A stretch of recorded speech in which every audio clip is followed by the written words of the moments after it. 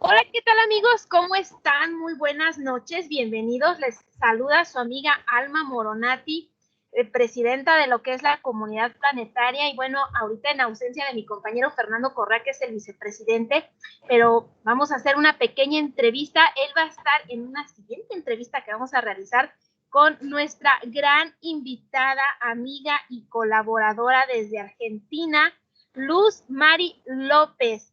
Luz, ¿cómo estás? Muy buenas noches hasta Argentina. Muy buenas noches, aquí desde Capilla del Monte, Córdoba, Argentina, con todo gusto desde nuestro Centro de Informes OVNI, agradecida, complacida por la convocatoria, por el invitarnos a este espacio, Alma. Mucho gusto. Pues muchísimas gracias. Nosotros te agradecemos que hayas aceptado esta invitación para esta entrevista. De verdad que nos interesa mucho conocer lo que tú realizas como investigadora allá en Argentina, todos estos trabajos, investigaciones, y que bueno, por ahí sabemos que tienes tu centro de informes OVNI y que están cumpliendo su 35 aniversario. Por ahí me enteré. Muchísimas felicidades por todos esos años de trabajo. Platícanos un poquito acerca de esto, Luz María. Bueno, como bien dices, nuestra base de tareas es el Centro de Informes OVNI por estos años. Hace 35 años se sucedió un hecho muy importante dentro de la casuística OVNI en Capilla del Monte. Ese caso que le llaman el caso La Huella del Pajarillo hizo posible, dio por consecuencia que Capilla del Monte cambiara su historia como ciudad, como pueblo que era, pueblo serrano, y se convirtiera en la meca del turismo ufológico por estos tiempos. A partir de ese caso de La Huella del Pajarillo que cambió la vida de Capilla del Monte, también le cambió la vida de un hombre que se llama Jorge Suárez. Él fue mi compañero, yo lo conocí 6 años después de que había pasado toda esta historia fascinante del caso. Y él, en el momento en que se encuentra con todo este tema, ajeno de que era real, porque lo tenía como dentro de la ciencia ficción, le dio como, entre tantas situaciones personales, le dio la idea de hacer un programa de radio. Es en ese aniversario que estamos, el programa de radio se llama Alternativa Extraterrestre. Sabemos que es el único programa, y puedo estar equivocada, pero por lo que he leído, no. Es el único programa que lleva 35 años en emisión ininterrumpida de habla hispana, y casi podríamos decir que en Europa el programa que le lleva ahí, o sea, nosotros vamos como pisando los talones a un programa también reconocidísimo y que nosotros respetamos mucho, como es el de Espacio en Blanco. Así que sí, estamos de aniversario del programa radial Alternativa Extraterrestre, que se convirtió en el órgano de difusión de nuestra tarea como Centro de Informes OVNI, y que, bueno, nos ha traído más que satisfacciones, y este año es muy emotivo porque pues uno nunca piensa que va a llegar a un número como este, ¿no, Alma? Efectivamente. Y yo te entiendo porque precisamente, y la intención de esta entrevista también es, pues, compartir, ¿no? Acá en México, nosotros, Fernando Correa, nuestro compañero investigador, y tu servidora, con otros compañeros investigadores, pues igual hemos creado lo que es la Comunidad Planetaria de Investigación de Vida Extraterrestre aquí en México.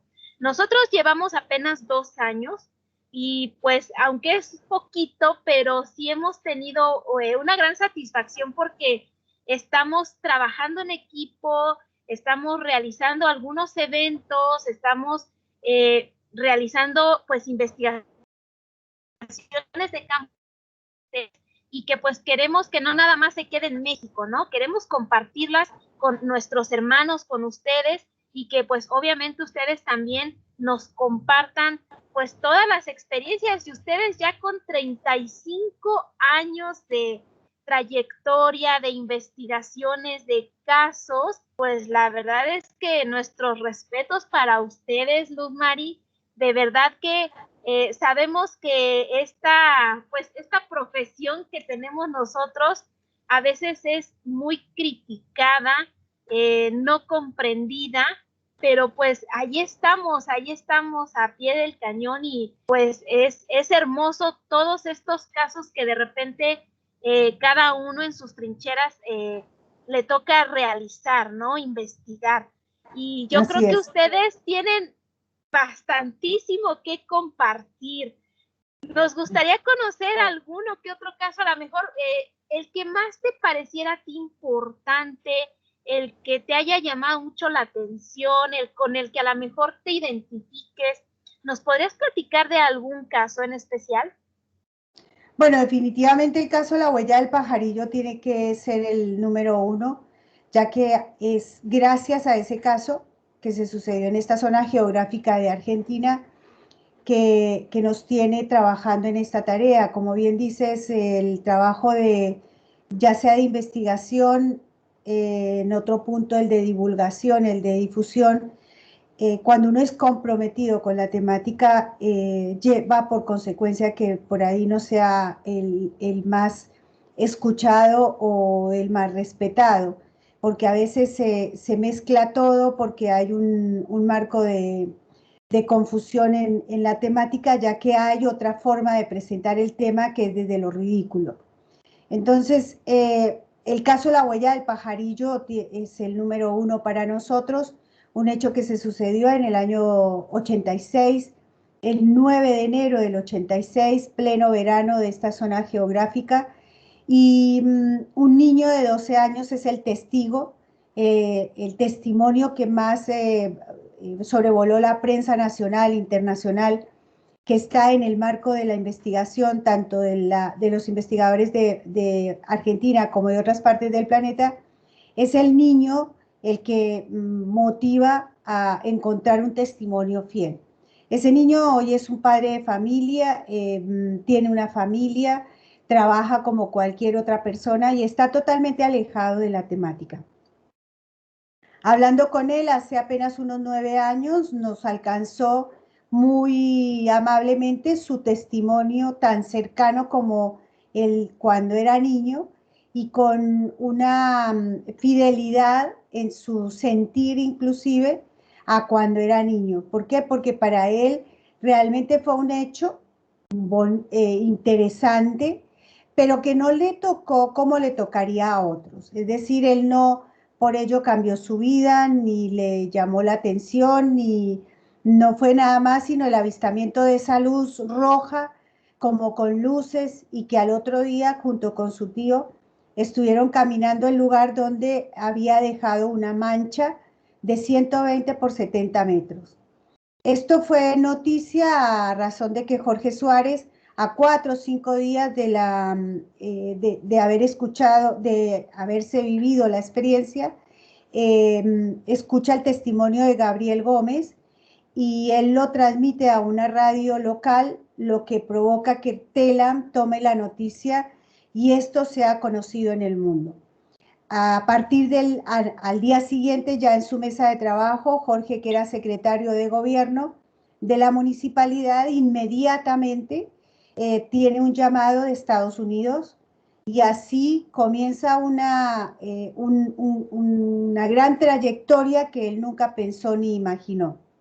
Caso La Huella del Pajarillo tiene una fase que es la primera, el testimonio y la mancha de 120 sobre una ladera de 120 por 70, un óvalo, sobre una ladera de la Sierra del Pajarillo.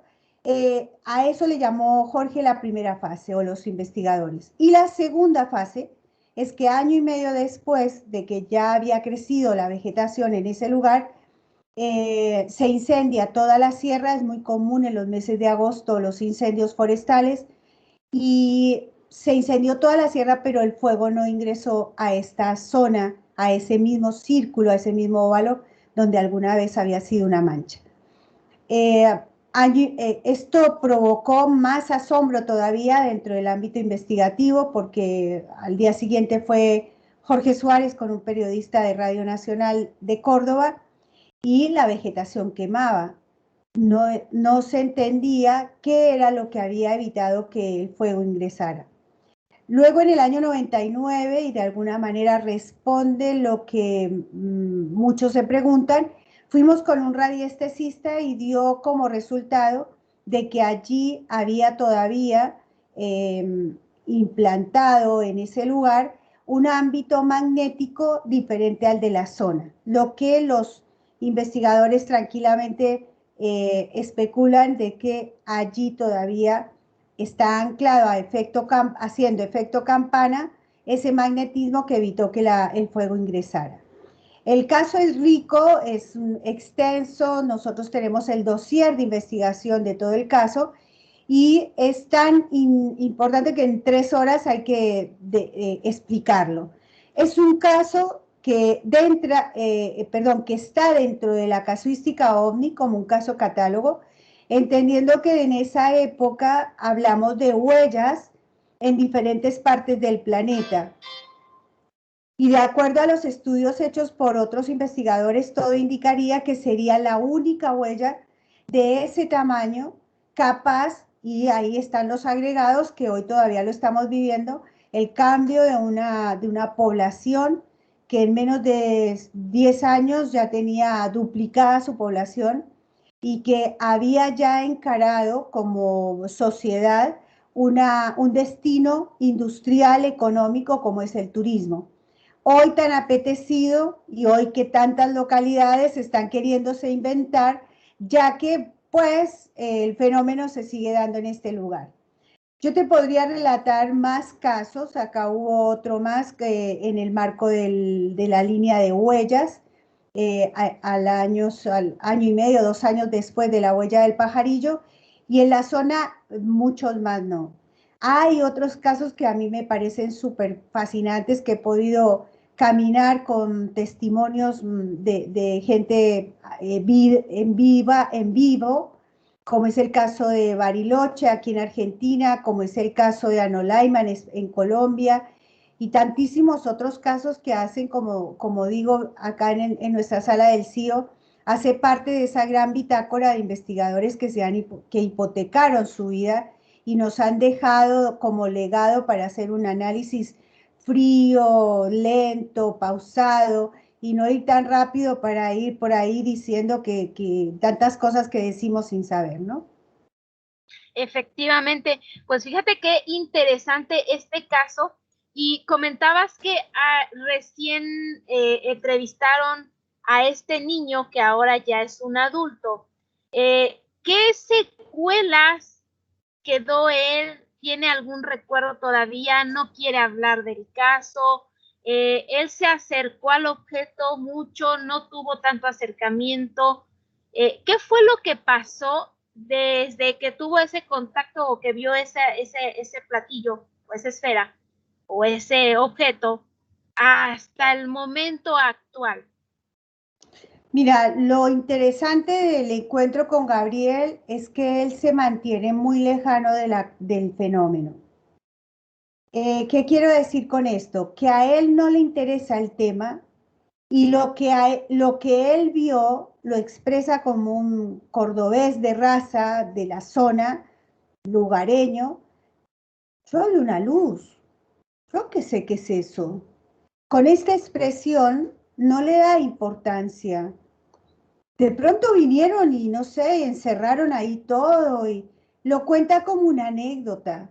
No es para él un motivo como pasa a veces, y por eso es que nos llaman locos, porque es que a veces el mismo testigo se convierte en un peliculero, en un personaje que agrega, en un personaje que decora, o en un personaje que se cree que es el elegido, o en un personaje que es el contactado. Y aquí y entiendo que cuando uno está frente a un caso y tiene al testigo en vida, da cuenta que uno puede percibir tranquilamente si ese personaje realmente está contando lo que vio o está decorando ya la película. Entonces, en el momento en que yo escuché a Gabriel, me pareció primero muy sugerente para el caso de la investigación, que él me regala más seriedad al caso porque él no le agrega nada a lo que alguna vez dijo y era un niño. Por otro lado, no le da la importancia que otros pretenden que este tema debe tener, porque lo toma como algo natural. Cuando él se recrea en el relato, él da cuenta que estuvo ante un hecho importante, pero para él no lo fue, porque él no se puso como un protagonista, sino lo deja como un hecho más. Hay que reconocer que, y él lo planteaba, de que para la abuela esta era la luz mala. Para ellos no existen los ovnis. Para ellos, en esa cultura, en ese modo de vida que tenían en aquella época, eran luz mala. La luz mala le tenían miedo. Es lo mismo que hoy vemos como luces, pero que hoy le damos nombre como de ovnis y ya le ponemos el dibujo de plato volador, mientras que en aquella época ellos era algo desconocido y en eso desconocido respeto. No mire porque te puede hacer daño. Es estableciendo este orden en el análisis de la persona hoy ya grande, me recuerda cuando Héctor Antonio Pico, lo investigó al niño y él lo dijo varias veces en Alternativa Extraterrestre y lo dijo en sus cuadros de investigación. Es un niño creíble, es un niño que no imaginó y es un niño que contó lo que vio. Creo que con esto te doy como elementos para, no solamente del caso como tal, sino del cómo a veces cuando uno está haciendo y queriendo leer el testigo, no hay que darle demasiado tono porque eso puede producir una manifestación ante la temática no en el correcto lugar, que no es necesario porque el tema como tal, la realidad extraterrestre, desde nuestro centro de informes OVNI, lo damos como algo natural, ¿sí? No tiene una connotación magnífica ni tampoco sensacionalista, ni tampoco dentro de ninguna línea ni conspiranoica, ni espiritual, ni contactista. Acá tiene un contexto más humano. El niño vio eso, listo. No, pues qué excelente, porque tienes mucha razón, ¿no? Muchas veces, tanto la gente que tiene estos eventos como los investigadores le dan mucho sensacionalismo. Dijiste la palabra correcta, sensacionalismo. Entonces, si de por sí, cuando se investigan este tipo de casos que son reales, la gente nos tira mucho pues de a locos, ¿no? Ahora, si le metemos más sensacionalismo, pues imagínate a dónde vamos a llegar, lamentablemente. Y lamentablemente muchos investigadores sí se van por ese rumbo, ¿no? Por los sensacionalistas, por los conspiranoicos, por meterle cosas que realmente no se le deberían de meter al caso, al fenómeno. Entonces, yo considero que pues lo que ustedes hacen aquí en Centro de Informes OVNI, pues es, como dices tú, más humano, es el lado científico, sin meterte tanto en conspiraciones y sensacionalismo y contacto y todo este tipo de rollos, ¿no? Y pues yo la verdad, pues, híjole, los felicitamos demasiado porque es un gran esfuerzo, nosotros sabemos lo que significa presentar los casos con las mejores y posibles evidencias que se puedan tener. De verdad es un buen trabajo lo que ustedes han estado presentando y haciendo a lo largo de pues estos 35 años. Y bueno, me gustaría ver si nos puedes compartir otro caso que también te haya parecido a lo largo de estos 35 años, pues igual a lo mejor con pruebas, con evidencias, o que tengas el testimonio, o que te haya sorprendido aparte de este caso, porque este caso es sorprendente realmente. Sí, pero sí.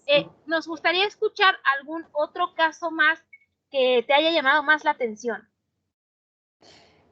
Cuando me hacen una pregunta de este estilo, yo lamento que por ahí se esté buscando un caso de los que tanto se nombran y que tanto se leen en las redes, más en estos tiempos, ¿no? Hubo un tiempo en donde esos casos estaban en cuadros estancos de investigaciones o de congresos o de debates.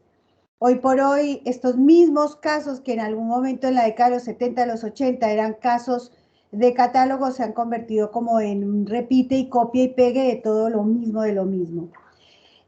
Dicho esto, a mí en lo personal me acompaña un caso que yo vivo constantemente, que es el mío.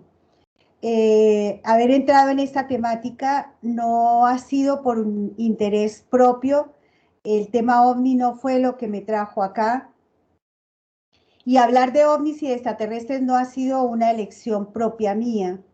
En el año 92, saliendo de Colombia, haciendo un trabajo de investigación, llego a Buenos Aires, en donde iba a ser la puesta en marcha. No se dio, las cosas empezaron a dar un giro muy particular y termino haciendo un ayuno porque soy muy exigente a la hora de resolver mis tareas, mis propósitos, queriendo saber por qué había pasado eso y por qué no podía terminar mi proyecto. Yo no quería volver a Colombia sin haber desarrollado todo el proyecto. El tema es que a los 9 días de ayuno, en el noveno día, me despierto con un sueño muy vivido, pero no es un sueño como tal, sino que yo siento que en ese día, esa noche, yo no estuve ahí. Dibujo todo el sueño, lo escribo todo, está escrito en un libro que escribió Jorge Suárez, obviamente porque yo llego a su vida gracias a ese sueño y yo llego a Capilla del Monte por ese sueño. Entre tanta información que había un croquis y un punto, el croquis y en el centro un punto. Con la señora que estoy viviendo ahí, comentándole que yo no había estado esa noche ahí, me dice que dibuje todo el sueño, yo lo traslado a papel y ella cuando ve este croquis, que es lo que más le llama la atención de todo lo que yo escribí, el croquis me alcanza un libro, abre una página donde hay una localización, está Argentina y en el centro de Argentina está este croquis que yo había dibujado. Debo decir que yo no conocía la división política de Argentina, la única que tenía en mi cabeza era la división política de Colombia, y si bien parecía uno, pero es más gordo, que tenía algo estrangulado en el centro, este era perfecto, más estilizado y era la provincia de Córdoba. El punto se discutió con la señora, yo le digo, me están mandando a Córdoba, porque algo que también recuerdo del sueño es que fue imperativo, ahí tienes que ir. Es decir, yo cuando me levanté estaba convencida que ahí tenía que ir. Entonces me dice ella, no, te están mandando a Capilla del Monte. Y le digo, pero ¿por qué Capilla del Monte? Entonces me dice, léete ese libro y lo vas a entender. El libro se llama Luces sobre el Uritorco de Jorge Suárez.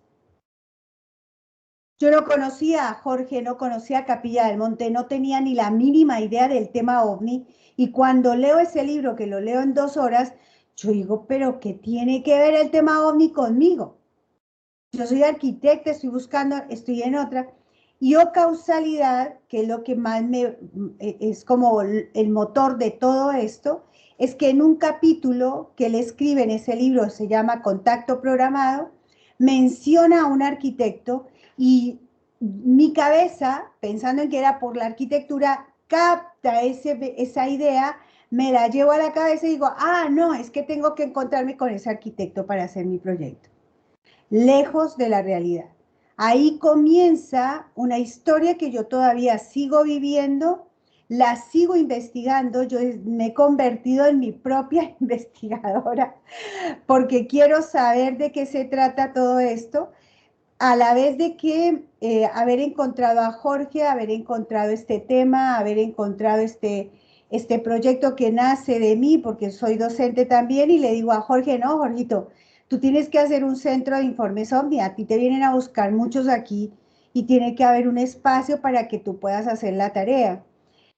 Más allá de todo eso, que obviamente hace al caso, esto para mí es un compromiso conmigo misma. Por eso será que me es difícil fanatizarme con la temática o vincularme con alguna de las tantas líneas que se han generado en este estudio de los ovnis, porque entiendo que pasa más por lo humano, pasa por mí. Yo soy humana y a mí alguien en ese sueño me dijo que viniera acá y fue muy atinado porque Jorge Suárez estaba necesitando a alguien que lo acompañara en esta tarea.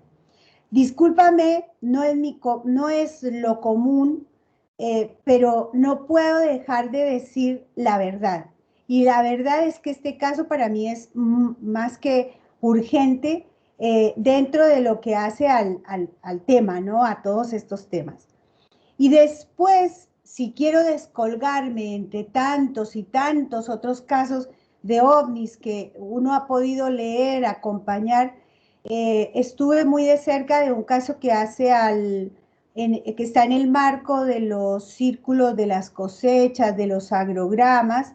Estuvimos haciendo el seguimiento muy de cerca de un caso en la provincia de Córdoba y tengo otro caso también pude estar con el investigador, el señor Forero, Miguel Forero, en Colombia, estuvo muy de cerca de la investigación de un caso allí en Anolaima, en una zona de Bogotá, de Colombia, perdón. Y podría relatar, y me gusta más entretenerme en esos casos que salen de lo que todo el mundo hoy habla, ¿no? Porque no salimos de Roswell, que definitivamente es el evento, como lo es la huella del pajarillo. Está en Argentina el caso Polanco, que es el evento, pero hay otros más. Está el caso Manises, que es el evento en España, pero se descuelga una cantidad de casos en España importantes, y así si voy caminando Perú, Norteamérica, cada país está tan rico de casos, Alma, que es un despropósito quedar no solamente en uno, que puede acompañar, pero el ejercicio de ir viendo casos y casos y casos y casos evidentes, contados desde testimonios que van lejos de pensar o mejor, de interpretar o especular, es muy rica la casuística ovni, Alma. Efectivamente, y como ahora sí que te agradecemos, como bien dices tú, son tantos los casos y casi siempre nos vamos a todos los conocidos, ¿no? Pero a muchos nos pasa como en tu caso, o sea, muchos estamos aquí precisamente porque cada uno tenemos nuestro propio caso, ¿no? De repente así sucede, que llegamos a todo esto de la investigación porque algo nos pasó, algo nos sucedió y todavía a estas alturas del partido todavía seguimos investigando nuestro propio caso. Y pues te agradecemos que nos hayas contado tu experiencia, es muy rica, es muy nutritiva.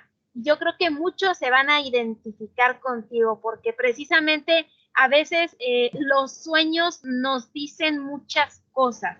A veces no sabemos interpretar bien los sueños, pero los sueños nos llevan a un camino y cuando nos damos cuenta ya llegamos a ese camino, ¿no? Entonces hay que estar buscando por qué, para qué, cuál es el motivo. Y creo que tú todavía pues sigues buscando o creo que ya lo encontraste, ¿verdad? Tu motivo.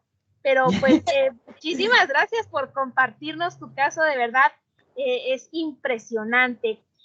Luz Mari, ustedes como Centro de Informes OVNI, aparte de las investigaciones de campo, ¿realizan algún otro evento?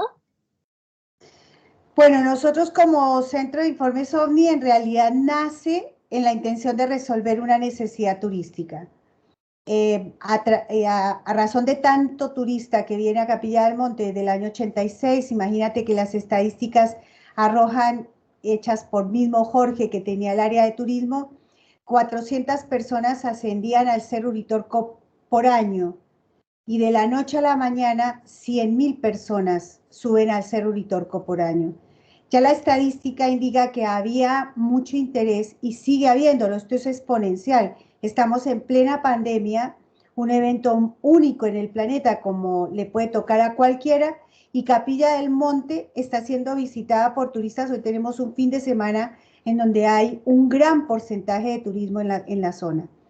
Entonces, este centro de informes OVNI, yo cuando llego y lo conozco a Suárez, buscaban, no había un espacio. Jorge, tú tienes que estar en un lugarcito donde puedas recibir al turista. Así nace esta idea del Centro de Informes OVNI y provoca, en principio, hacer docencia, porque teníamos todo el contenido que Jorge ya había recibido en casi 6, 10 años cuando se abre esto, y todo ese contenido había que volcarlo a manera docente, no dando letra o dando ideas a la gente para que se quede con la idea que nosotros damos, no, dándole documentación para que piense por sí mismo. Inmediatamente de que nace el Centro de Informes OVNI, le pregunta a Jorgito, a ver, ¿a ti qué te gustaría? ¿Cuál sería tu sueño? Hablando de sueños, pero estos sueños, ¿no? De propósitos, ¿qué queremos? Y entonces él me dice, hacer un congreso. Le digo, listo, vamos por el congreso. A partir del primer congreso que se hizo en Capilla del Monte, en donde trajimos los 5 directores de las revistas de España, un chileno, un mexicano, que en ese momento era el representante de la televisión y nos acompañó por varios congresos de la televisión mexicana de Jaime Maussan, un representante de allí, vinieron 2 de Estados Unidos, vino Álvarez López, un físico cordobés, un panel de excelencia. A partir de ese momento, eso nos picó el bichito y hasta hace 3 años hicimos 20 congresos en Argentina, 15 en Colombia, que nos provocó una gran cantidad de contenidos. Alma, tú puedes imaginarte durante 20 años en esta sala que ves aquí atrás, mesas de desayunos, almuerzos, invitados, panelistas, asistentes, eh, compartiendo, dibujando, hablando en todo el ambiente del tema. Bueno, fue súper rico y yo tuve la fortuna de poder estar con ellos, aun cuando no me haya tomado con la foto con ningún famoso, porque yo les servía el cafecito, les servía el huevito, les ponía el agüita en la mesa de la presentación, toda la organización estaba a mi cargo y tuve la oportunidad de escucharlos y de vivirlos. Es decir, que yo en este momento me siento afortunada porque escuché todos los libritos, todos. Es decir, no escuché uno, los escuché a todos. Y eso te da una magnífica lectura de la temática en todo su contexto. Esta es una de las actividades que tiene el Centro de Informes OVNI, además del programa Alternativa Extraterrestre, además del programa OVNI Destino Final, que es un programa de televisión, además de atender la web y hoy las redes sociales y un sinnúmero de actividades que hacen al hecho doméstico, que no deja de ser el atender los medios de comunicación y poder resolverme con cada uno de los investigadores de la temática en el planeta. Entonces, las actividades son variadas y todas en el contexto de la temática.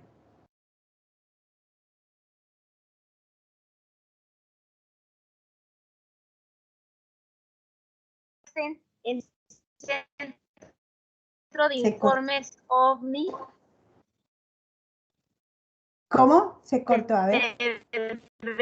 ¿Verdad? Esto es para que todos los compañeros investigadores pues vean que sí se puede, que hay que trabajar mucho, pero bueno, de verdad yo, pues a nombre de la comunidad planetaria, les mandamos un abrazo, una felicitación, pues queremos estar en contacto con ustedes para estar compartiendo los casos, ¿no? Todas las investigaciones, todas las evidencias que hay acá en México, compartirlas con ustedes y que pues obviamente también ustedes nos puedan compartir para enriquecernos en toda esta cuestión, porque sabemos que en todos lados el fenómeno está a todo lo que, o sea, sí hay casos reales, sí hay evidencias y pues hay que compartir, hay que darlas a conocer científicamente y lógicamente, más que nada. Así que, pues Luz, muchísimas gracias por esta entrevista. Por ahí te vamos a pedir que nos otorgues una segunda entrevista donde pueda estar precisamente Fernando con nosotros y pues vamos a sacar por ahí otros más temas. De verdad, yo quiero agradecerte mucho, Luz, que hayas pues aceptado darnos esta pequeña entrevista para CEPIDE. ¿Algo que quieras comentar para la gente que nos está viendo o nos va a ver en diferido? Bien, Alma, primero que nada y agradecer a Fernando, a ti, Alma, porque estamos convencidos que sí, el debate hay que mantenerlo, que el compartir es una forma de poder entender que no hay uno, sino que hay miles. Y por otro lado, el hecho de vincular instituciones en el respeto de las diferencias, porque podemos tener diferencias en la puesta en marcha, pero el punto central es poder abrir el debate en un tema tan difícil a veces y tan complicado que lo hacemos a veces los seres humanos. Así que agradecida plenamente a la convocatoria, a esta, yo lo siento como una conversación en un tema que nos encanta tanto a ustedes como a nosotros. Y a toda la gente que los sigue, a la gente que se suma a esta comunidad planetaria que ustedes han formalizado, bueno, también agradecerles porque yo entiendo que la gente que escucha es la que nos inspira. Cada persona que entra a nuestra sala del CIO con una pregunta, a mí me obliga a estar informada, porque si yo no le puedo responder en ese momento, estoy obligada a conducirme para poder tener una respuesta. Y que la respuesta no es para alivianar la búsqueda del otro, sino al contrario, invitarlo a inspirarlo a que busque, porque la respuesta es una lleva a la otra, una pregunta lleva a la otra. Que no dejen de preguntar, porque eso es lo que también obviamente nos inspira a seguir en la tarea. Y bueno, que gracias por también ponerse en frecuencia con este espacio. Muchísimas gracias, Alma, y para cuando dispongan, por aquí estoy. Pues muchísimas gracias, Luz Mari, de verdad te agradecemos. Gran invitada de que tenemos aquí en Comunidad Planetaria. De verdad es un honor platicar contigo. Ay, tan Muchísimas linda. gracias a nombre de Comunidad Planetaria. Bueno, amigos, pues hemos llegado al final de esta entrevista. Esperen la próxima parte, la segunda parte, que va a estar Luz Mari, también va a estar Fernando, y va a ser una entrevista muy rica, se los prometo que sí. Es su amiga Alma Moronati, que pasen una excelente noche. Hasta la próxima.